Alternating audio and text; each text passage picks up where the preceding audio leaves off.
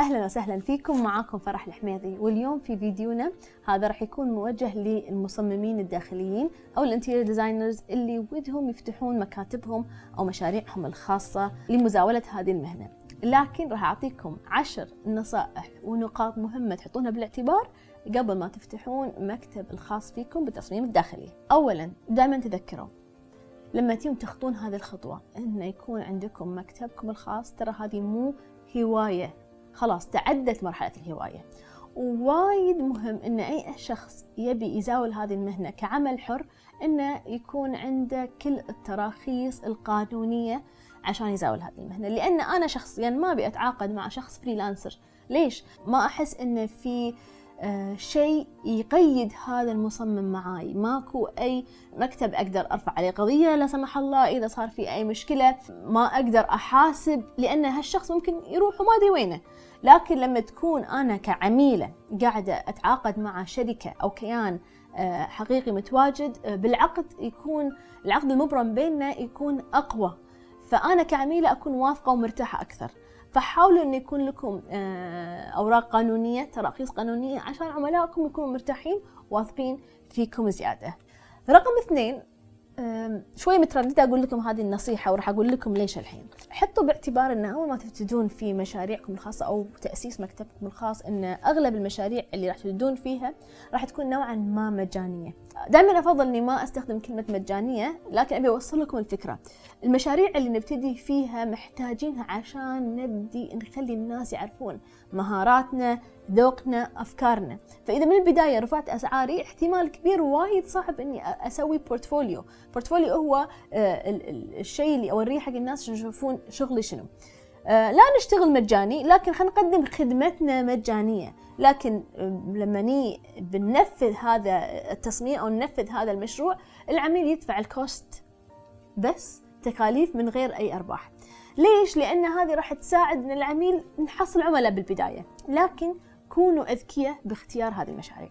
شنو يعني كونوا أذكياء؟ يعني لا نختار أي مشروع نقدمه مجاني وبس، خلينا ندور مشاريع ممكن تجيب لنا مشاريع ثانية. يعني أنا شخصيا مثلا ممكن أشتغل مع واحدة حق بيتها وأدري إن مثلا أبوها راح يبني مكتب أو عنده مشاريع تجارية كبيرة، فهذه وسيلة إني أوصل حق والدها أو أوصل لزوجها، إن عن طريق البيت أشتغل وأقدم هذه الخدمة مجانية، فأبوها أو زوجها يشوفون التصميم، يشوفون فكرتي بالتصميم وطريقتي وذوقي، وممكن تفتح علي بيبان ثانية في مشاريع أكبر أقدر بالمقابل أربح فيها. ممكن مشاريع تجارية يكون موقعها جميل وأحس أؤمن فيها إن هذه ممكن تكون هبة بالمنطقة اللي أنا فيها، ممكن الناس راح تروح لها، فأقدر أنا بهذا المشروع أقرر أني أقدم خدمتي مجانية. بالمقابل أطلب العميل إنه إذا أي أحد سأل عن المشروع هذا تقول للي صممه الفلان الفلاني أو المصممة فلان الفلانية. فهذا يكون نعتبر أن المبلغ اللي ما استلمناه، مبلغ التصميم، أنا فعليا دفعته مقابل تسويق. فما نشتغل مجاني من غير تفكير، نشتغل مجاني بذكاء. النقطة الثالثة وايد أشوفها لما تقررون أن تأسسون لكم مكتب، فمثل ما قلت في أول نقطة، هذه تحولت من هواية إلى مهنة. يعني حطوا باعتباركم إن راح تضطرون تعينون معاكم موظفين يساعدونكم. الموظفين محتاجين معاشات، هذا المكتب محتاج أجارات، فما أقدر اليوم لي خلق وباكر ما لي خلق، لأنه وايد صعب إن ما يكون في sustainability أو استدامة بالشغل. لازم دائما ندوس على نفسنا، نبني المكتب تقريبا يوميا، إذا مو يوميا في أحد بديل عنا في المكتب، نشتغل من البيت، نكون موجودين.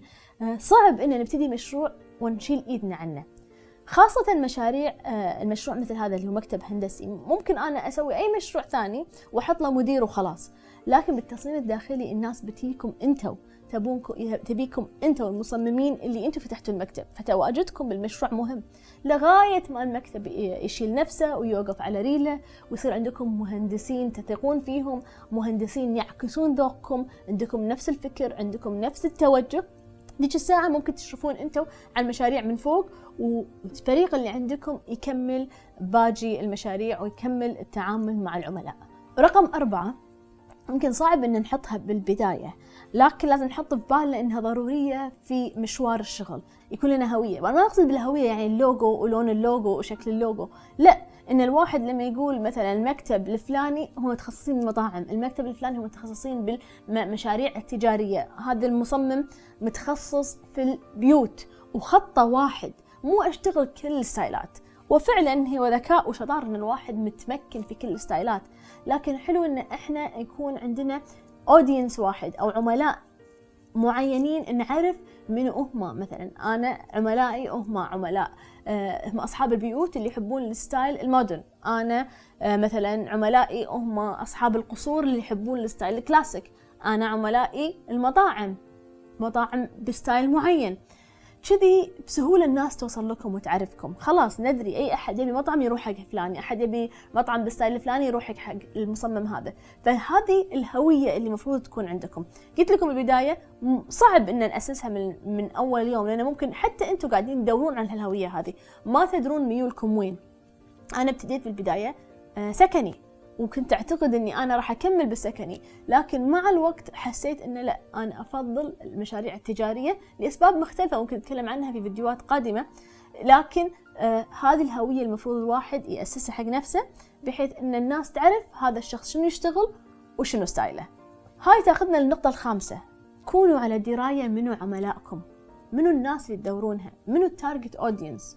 ما يصير واحد لما يعمل أي حملة تسويقية أو أروح أدور على مشاريع ما أدري وين أروح.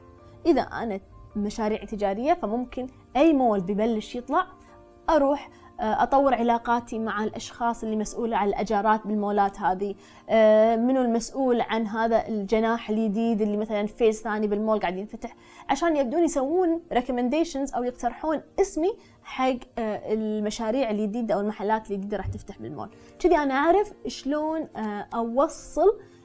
أوصل لعملائي. مثلا أنا أعطيكم مثال عن شغلة أنا سويتها وتعلمت منها. وجودي بالسوشيال ميديا بلشت أتعامل مع سوشيال انفلونسرز وأسوي لهم بيوتهم. اكتشفت من أول مرة أن أنا كنت ناوية أترك شغل السكني، فلما جيت سويت مشروع سكني مع انفلونسر جاب لي واستقطب لي مشاريع ما عادت هي التارجت اودينس أو العملاء اللي أنا أبيهم. فوايد مهم ان الانسان بذكاء يعرف شلون يوجه وسائل التسويق مالته عشان تكون تارجتد وواصله للعميل اللي هو يبيه، مو للعملاء عامه او شرائح واسعه. لازم تكون شريحه ضيجه هي اللي تكون قاعدين ندور عليها لمشاريعنا. العملاء اللي ما نبيهم قصدنا هي مو الشريحه اللي احنا نبيها، بحيث انه هو مو نوع المشروع اللي نبيه. يعني مثل ما قلنا لما السوشيال انفلونسرز بلشوا يسوقون شغلي عن طريق الوسائل التواصل الاجتماعي، صممت لهم بيتهم، فالناس قامت تجيني ان تعالي فرح صممي لنا بيتنا، وانا حاليا ما قلت اصمم بيوت، فما عادت هي الشريحه المستقطبه اللي انا ابيها لمكتبي. رقم 6 ومثل رقم 5 ممكن تكون صعبه بالبدايه، ولكن لازم يكون عندكم فكرة واضحة أو استراتيجية واضحة للتسعير. مو كل مشروع أسعر على كيفي. أنا شخصياً حاطة بالساعة، أعرف المشروع هذا كم يوم يبي له ياخذه، المكتب ايش كثر محتاج عشان يصممه. أسبوعين باليوم نشتغل 8 ساعات، 14 ضرب 8 تعطيني عدد الساعات، وعندي ريت حاطته هو المينيمم أو أقل سعر أحطه للساعة. طبعاً أنا أبدي أضاعفه بنص، يعني 50%، 30%، 20% زيادة على حسب تعقيد المشروع.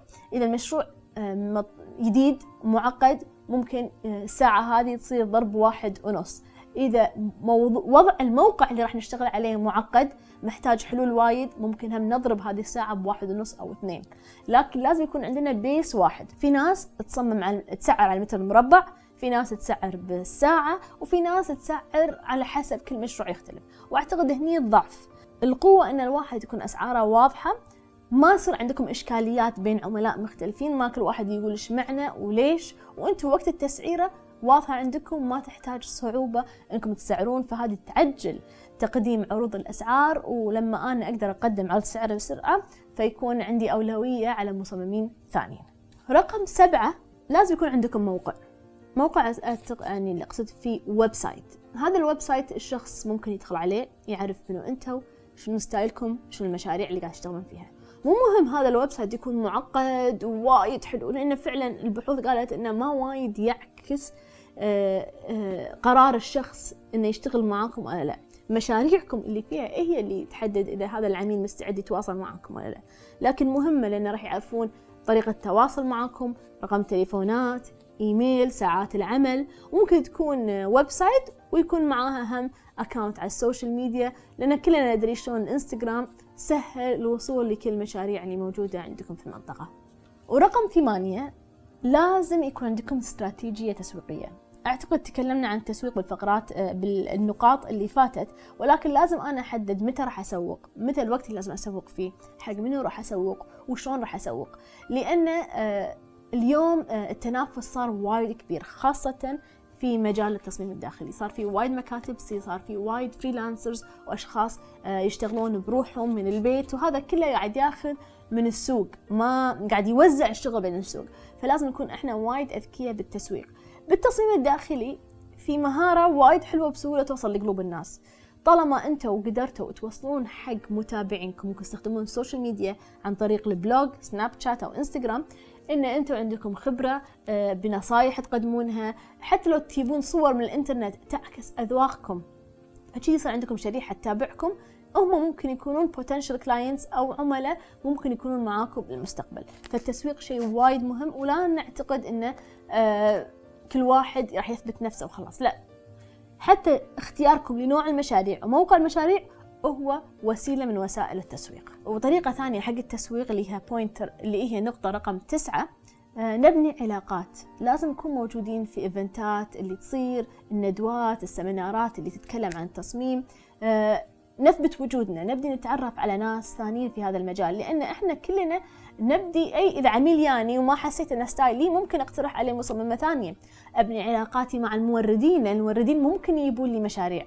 أبني علاقاتي مع الموردين، لأن كل ما تطورت هذه العلاقة ممكن الواحد يبدي يسوي collaborations وتعاون مع شركات مختلفة، وهم يكونون المحلات اللي دائما يفرش منها، فيصير عنده أسعار خاصة فيه.